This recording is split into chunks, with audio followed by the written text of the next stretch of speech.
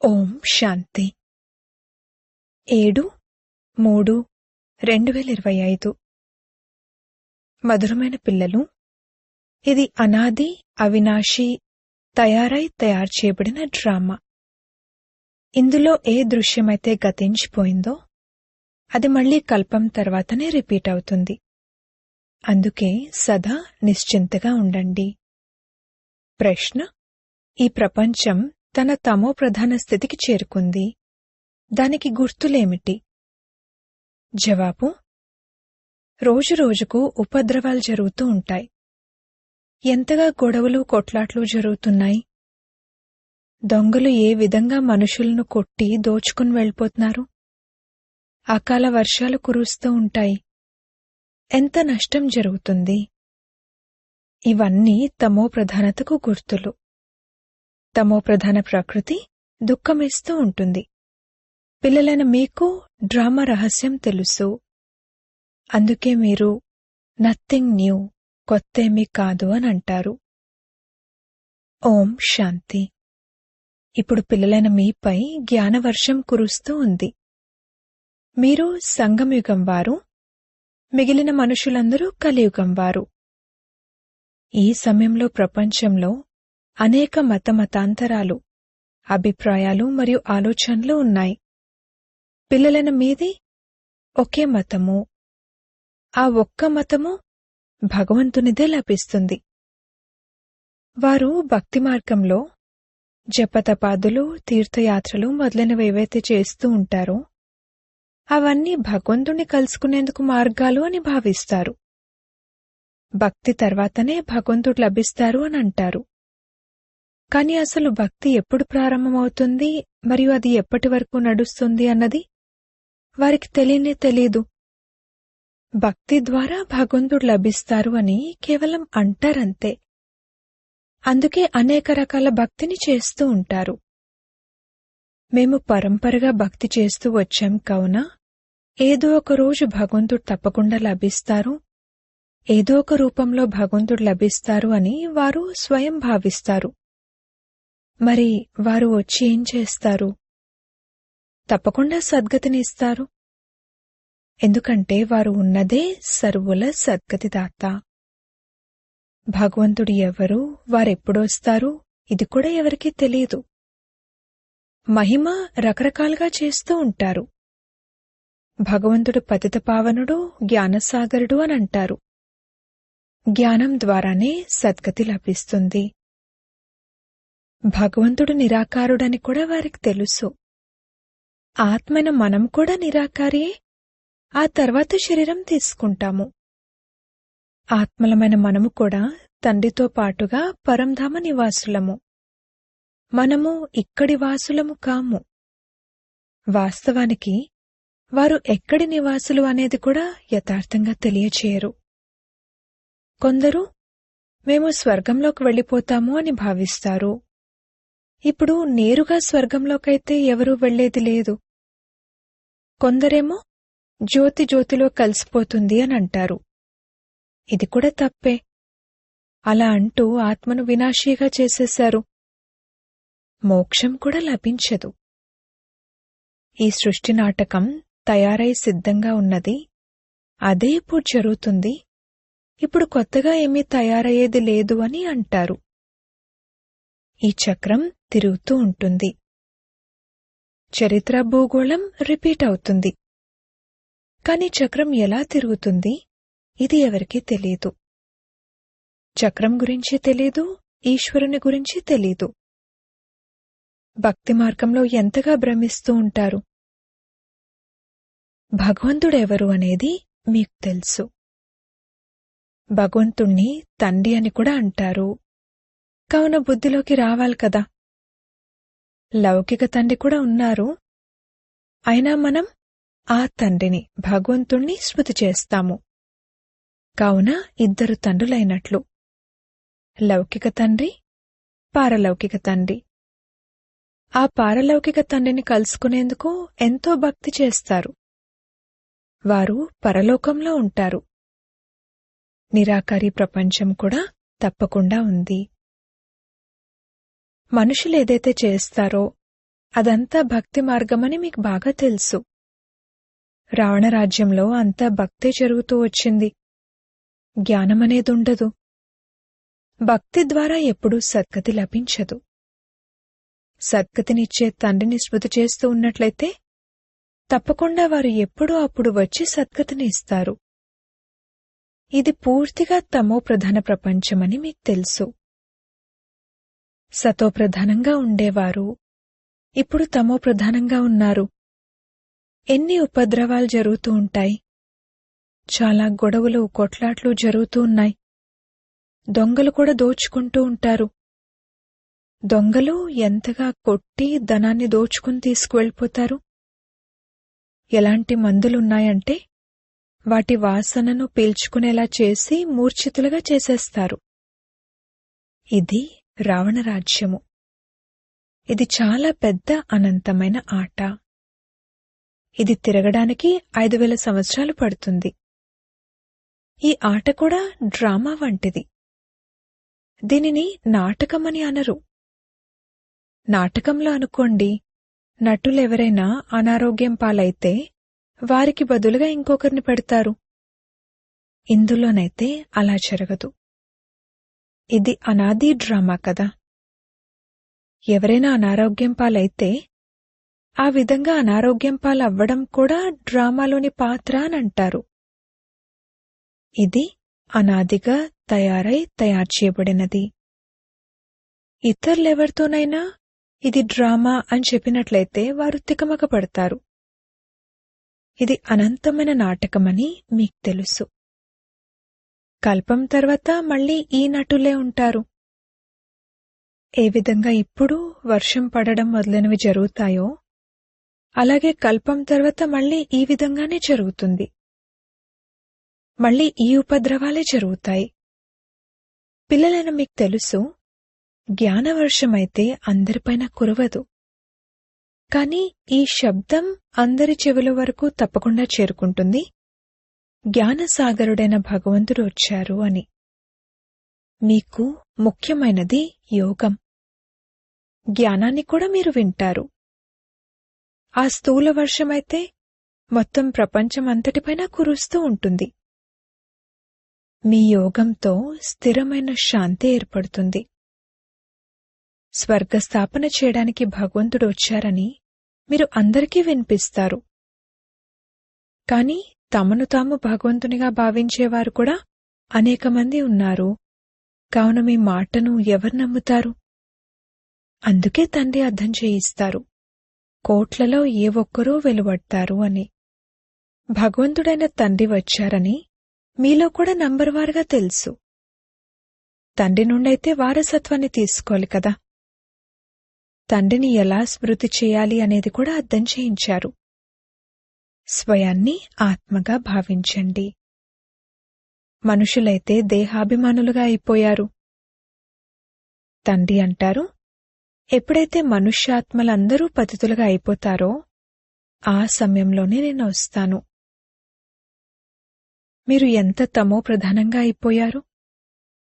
ఇప్పుడు నేను మిమ్మల్ని సతో ప్రధానంగా తయారు చేయడానికి వచ్చాను.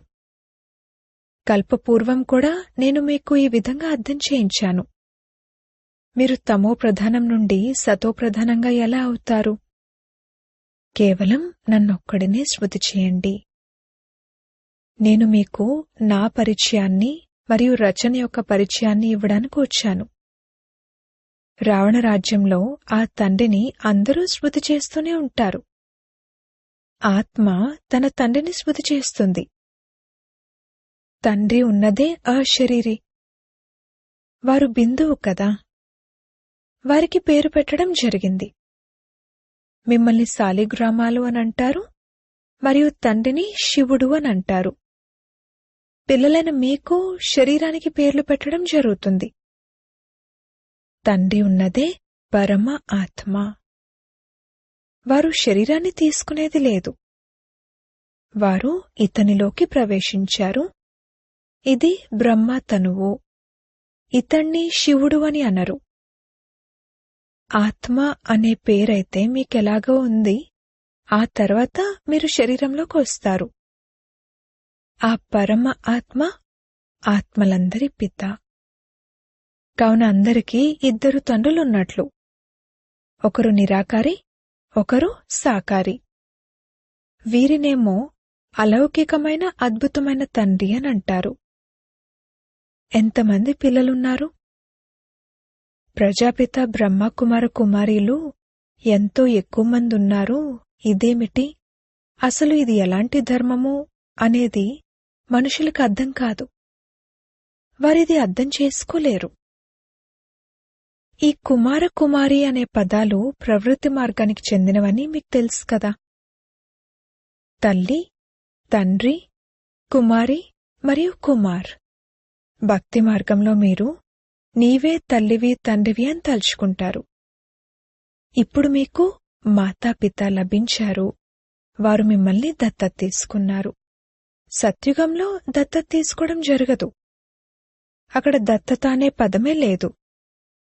ఇక్కడైతే ఆ పదం ఉంటుంది. వారు హద్దులోని తండ్రి, వీరు అనంతమైన తండ్రి.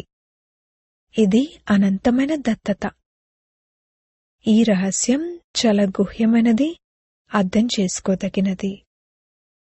మీరు ఈ విషయాలను ఎవరికీ పూర్తిగా అర్థం చేయించడం లేదు. మొట్టమొదటిసారి ఎవరైనా లోపలికొస్తే మేము గురువుగారిని దర్శనం చేసుకునేందుకు వచ్చాము అనంటే మీరు వారికి చెప్పండి, ఇది మందిరం కాదు. బోర్డుపైన ఏం రాసుందో చూడండి. బ్రహ్మకుమారీలు ఎంతోమంది ఉన్నారు. వీరంతా ప్రజాపితకు సంతానం. మీరు కూడా ప్రజలే. భగవంతుడు సృష్టిని రచిస్తారు. బ్రహ్మ ముఖకమలం ద్వారా మమ్మల్ని రచించారు. మేము కొత్త ప్రపంచానికి చెందినవారము, మీరు పాత సృష్టికి చెందినవారు. కొత్త సృష్టికి చెందినవారిగా సంగమంలోనే తయారవ్వాల్సి ఉంటుంది. ఇది పురుషోత్తములుగా తయారయ్యే యుగం. మీరు సంగమయుగంలో నిలబడ్డారు, వారు కలియుగంలో నిలబడ్డారు. ఇరువురి మధ్య తెరపడినట్లుగా ఉంది. ఈ రోజుల్లో ఎన్ని పార్టీషన్లున్నాయో చూడండి. ప్రతి ధర్మం వారు మేం మా ప్రజలను సంభాళిస్తాము, మా ధర్మాన్ని మా తోటివారిని సుఖంగా ఉంచుతాము అని భావిస్తారు. అందుకే ప్రతి ఒక్కరూ మా రాష్ట్రం నుండి ఏదీ బయటకు వెళ్లకూడదు అని అంటారు. పూర్వము ప్రజలందరిపైన రాజు ఆజ్ఞ నడుస్తూ ఉండేది. రాజును తల్లి, తండ్రి అని, అన్నదాత అని అనేవారు. ఇప్పుడైతే రాజులు రాణులు అంటూ ఎవరూ లేరు. అంతా వేరువేరుగా ముక్కలుగా అయిపోయింది. ఎన్ని ఉపద్రవాలు జరుగుతూ ఉంటాయి. ఉన్నట్లుండి వరదలు వచ్చేస్తాయి, భూకంపాలు వస్తూ ఉంటాయి. ఇవన్నీ దుఃఖంతో కూడిన మృత్యు వంటివి. మనమందరము పరస్పరం సోదరులము అని ఇప్పుడు బ్రాహ్మణులైన మీరు భావిస్తారు. కావున మనం పరస్పరం చాలా చాలా ప్రేమగా క్షీరఖండంలా పాలు చక్కెర వలె కలిసిమెలిసి ఉండాలి. మనము ఒకే తండ్రి పిల్లలం కావున పరస్పరం ఎంతో ప్రేమ ఉండాలి. రామరాజ్యంలో పూర్తి శత్రువుల్లాంటి పులి, మేక కూడా ఒకే చోట కలిసి నీరు తాగుతాయి. అదే ఇక్కడ చూడండి, ఇంటింట్లోనూ ఎన్ని గొడవలున్నాయి. దేశానికి మధ్యన గొడవలు జరుగుతూ ఉంటాయి. ఒకరితో ఒకరు యుద్ధం చేస్తూ ఉంటారు. ఎన్నో మతాలున్నాయి.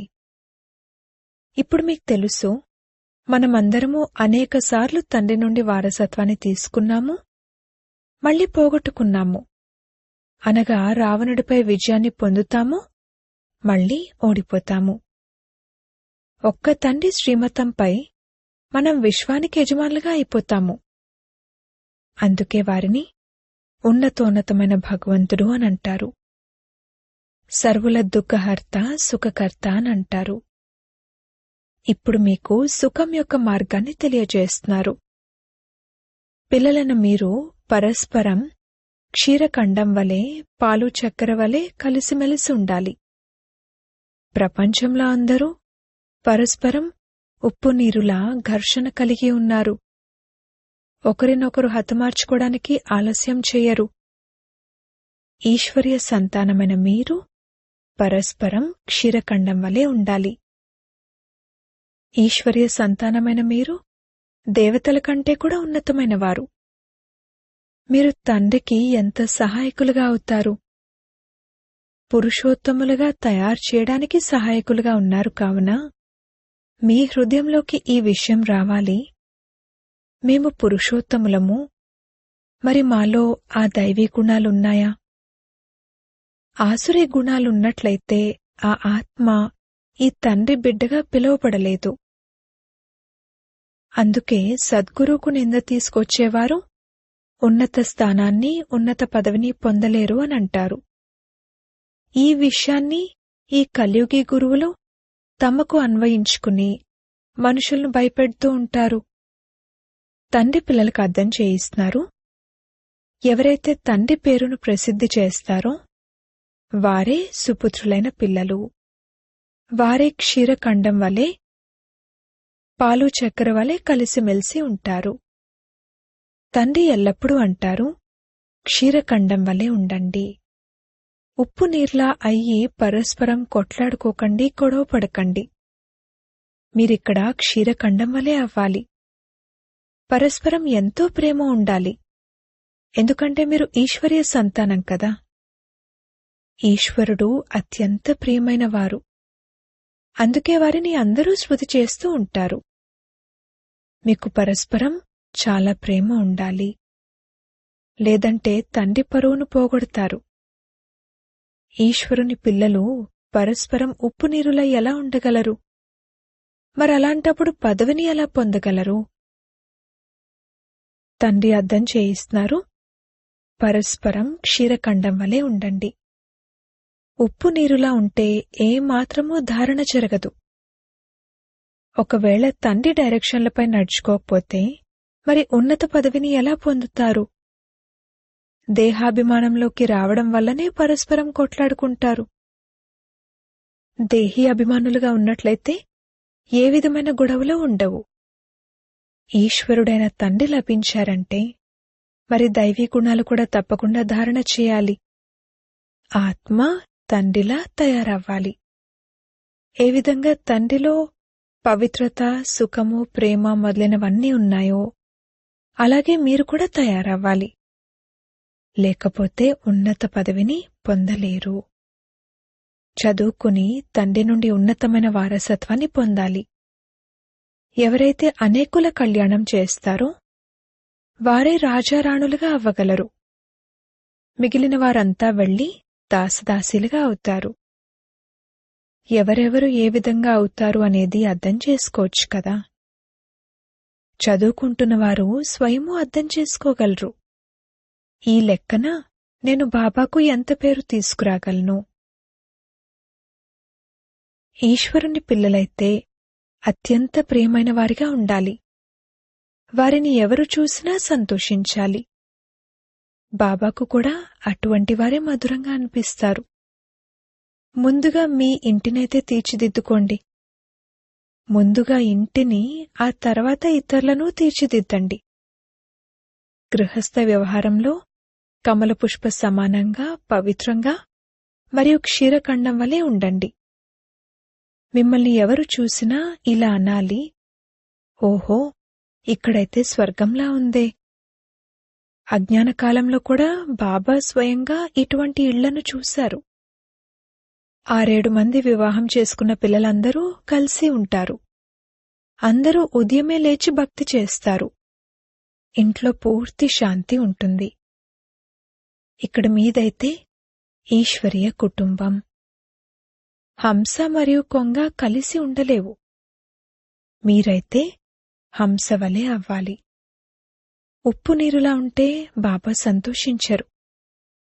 అలా ఉంటే బాబా అంటారు, మీరు ఎంతగా పేరును అప్రతిష్టపాలు చేస్తున్నారు. ఒకవేళ క్షీరఖండం వలె ఉండకపోతే స్వర్గంలో ఉన్నత పదవిని పొందలేరు. ఎన్నో శిక్షలను పొందుతారు. తండ్రికి చెందినవారిగా అయి కూడా ఒకవేళ ఉప్పు నీరులా ఉన్నట్లయితే దానికి 100 రెట్లు శిక్ష పొందుతారు. అప్పుడు మీరు ఏ పదవిని పొందుతారు అనే సాక్షాత్కారాలు కూడా మీకు కలుగుతూ ఉంటాయి. అచ్చా, మధురాతి మధురమైన సిక్కిలదే పిల్లలకు మాతా పితా బాప్దాదాల ప్రియ స్మృతులు మరియు గుడ్ మార్నింగ్.